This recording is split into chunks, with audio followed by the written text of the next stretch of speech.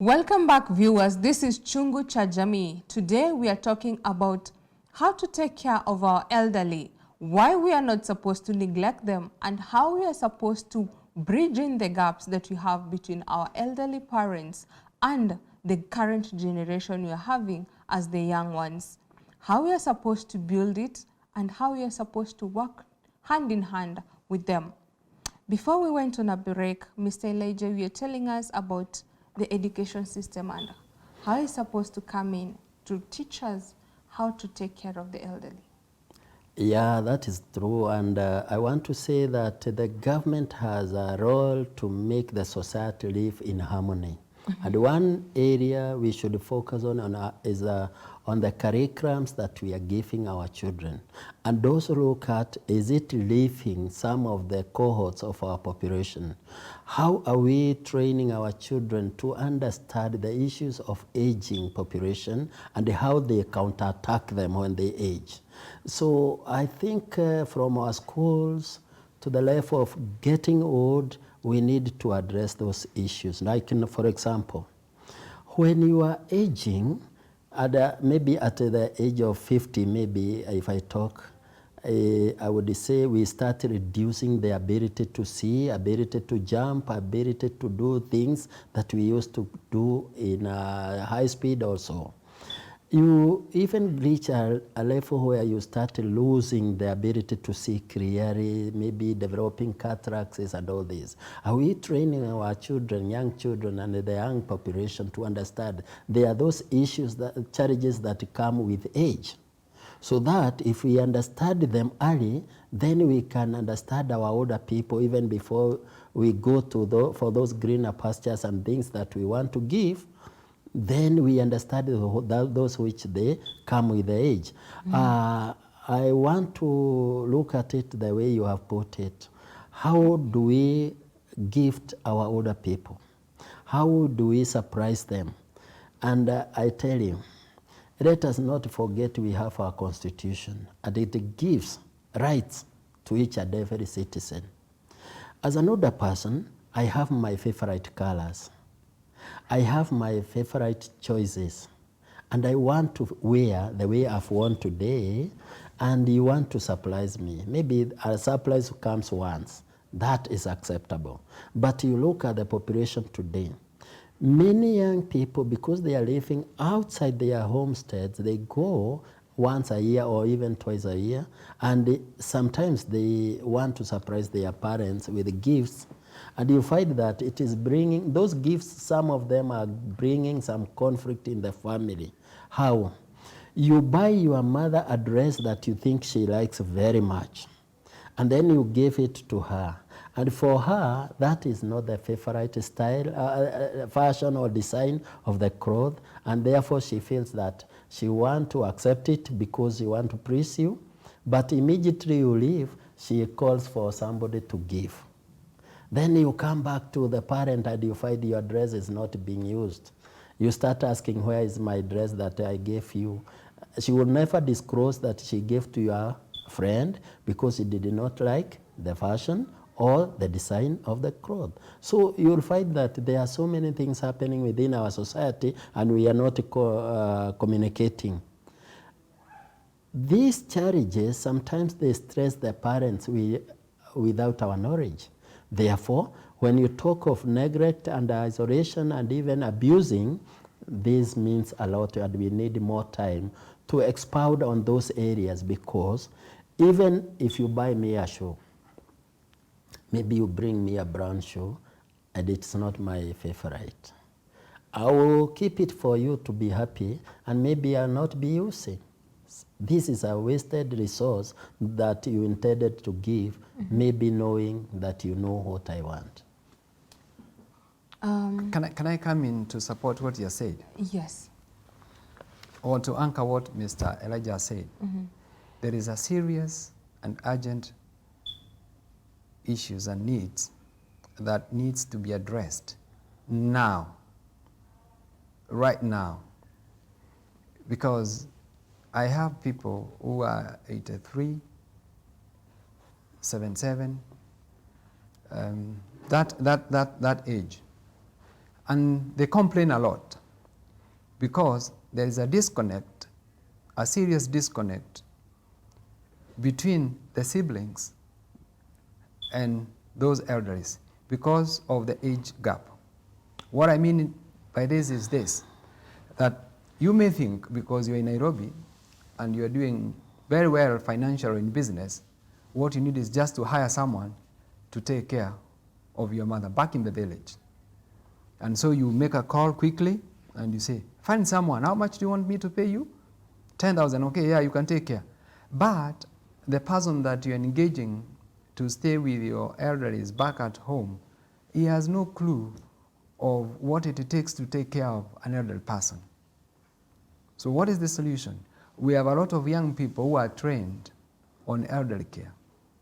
I would urge people who have got the resources and who can be able to take care of their parents, get someone who is qualified, who can be able to understand the elderly issues of such people when you're engaging them for the employment. Why? Sometimes, as they say, as you age, you can't see very clearly. So if I buy you a machine to check your blood pressure, are you sure that elderly person will be able to read the vitals very well? Do they even know how to use the machine? That is the question. The second question would be, you are so rich in Nairobi, you can buy your mom or your dad a glucometer to check his or her sugars. Are you sure you're going to do it the right way? And if you engage a shamba boy who has no basic skills of caregiving to such kind of a person, either in rural area or in Nairobi, will you really get the benefit of the day? The answer is absolutely no. So we really have to sensitize even the children who are of good means, the need for them to engage people who are qualified to be house help or caregivers per se. And at our institution, you can be able to get such people if you liaise with us. Yes, and I'm very happy. Also, I want to input on that. It's only the day before yesterday, I had someone complaining. She's trained to caregive an older person who is bedridden. But the family members, they perceive her as a house help. I'm being employed, assigned to take care of this older person because he or she requires my service. I've been trained to take care of an older person. So when I come to the house, my duty will be focused and fixed on this older person. But the family members then want me to act as a maid or as a house help. There is confusion in our society. My question comes in this way, gentlemen. Yes. Not disputing with what you've echoed out, but I also want to understand, when you say this lady has been taken in as a caregiver to take care of the old, and now is working also as a house help, one would say you have to be flexible in your duties because you're living in this house. Another question that I also want to maybe put across, when I'm looking for someone to work, now, at what time or where do I draw a line that I need a caregiver because my parent is ailing or having conditions, or I just need a house help to take care of the house chores simply because I don't want my parent to be overwhelmed with the chores in as much as they enjoy? Because I've been with people saying that I wanted to take my parents from the village, come and stay with them in the city. But once I take them and they stay with me, 1 month down the line, the second month they start complaining. Oh, I'm not doing anything in this house. I'm just eating, sitting, sleeping. They prefer the village than the city because they'll go out, they'll go look maybe for tend the chickens, go to the shamba, in as much as they are not going to take so much of their energy drained there. But they rather be in the village doing those small chores than in the city where they're just sitting and eating the whole day.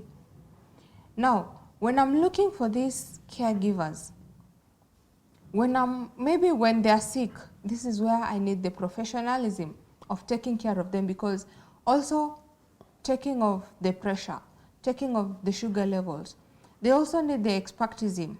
When I'm looking in that direction, I agree with you. What if this parent is not sick? They just need company. They just need someone to take care of them. They also need to be someone who is professional, or where do I draw the line now? Let me come first. I don't know, because I feel like that question comes very clear to me that the reason why we have to create awareness and empower our society to understand issues of aging, which I think is very unfortunate for the medical training centers. They do train on geriatrics, gerontologists, but they don't practice. The same comes, why do we have community health workers within the society who only report about postnatal issues, and they don't report about the household as a whole? Why do I put this question? Is because a community health worker would mean that is set of community in that household, either an elderly person, a young person, or a child. When we talk of our systems in the education sector, we look at how are we leaving the cohort of older people behind. And because we want to bring a society of inclusivity, we start by addressing issues of the entire family inclusively and effectively. By this I mean, you are asking how do you draw the line? How can you draw a line to a person who was not trained and is not aware of those emerging issues of aging? You'll find that our experts are being abused by the family members, given more extra work, because also here we look at the economic side of it. Our family would always say, let her work much, or him work much as per these figures we are paying. But remember, an older person would be somebody, sometimes is bedridden, sometimes is somebody who is developing dementia, would wish to have somebody who understands psychologically and also other areas. If we don't bring such trained officers to our homesteads, many times you'll find the older people we are taking care of, instead of taking care, we are rather abusing them in one way or the other. And we have to draw the balance line.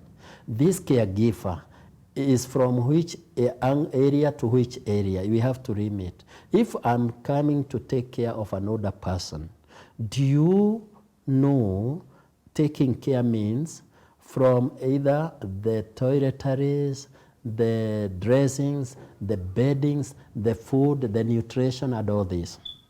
But for our society would be everything inclusive of outside the house. That is where we have to draw the line. Let me come in briefly. And I would say the line is already drawn, not unless if you talk about redrawing it again. That disconnect is there. There are two cases here, and that's why I say the line is drawn. Is it taking care of an elderly person with an underlying condition, or is it taking care of an elderly person? An elderly person with an underlying condition will need someone with some basic training on health. And that's why you can be able to reach out at us or at him to be able to guide you on that. But for the safety net, where I said the lines are already drawn, if you have aging parents, then you also need to engage someone who can be able to do some intervention programs so that that person that you're taking care of doesn't develop an unhealthy condition. Yes. And as I conclude, and this is what Mr. Moyo will support me, there is an old English saying that old is gold. Despite their weakling bodies, still their mind is intact. And some of them, they know much more than we don't know. So there is also that gap that needs to be filled up. We need to come and learn from them, even as young as we are, even as aggressive as we are. We should need to come sit down with them, learn from them, their mistakes, and their wisdom will probably help us to prepare the other generation. Because the kind of experience that we are giving them is what we're going to get from our children, precisely. Yeah. Now we've mentioned about the government, we've mentioned about family members and children. Now, I would want us to talk about society at large. Society at large, now we are talking about their friends, we are talking about our neighbors, generally caring for the elderly. Where are we going wrong for us to be in a position whereby I was handling a case some time back, not long ago actually, some weeks before, of this elderly man who is sick. But the children who are looking after him say that he's okay. And now the neighbors are not even in a position to intervene because now they are being told this is family matters. But when one of the relatives came to visit, found that this old person is in a critical condition and now has to be taken to the hospital. But those who are taking care of him are not anyhowly responsible now.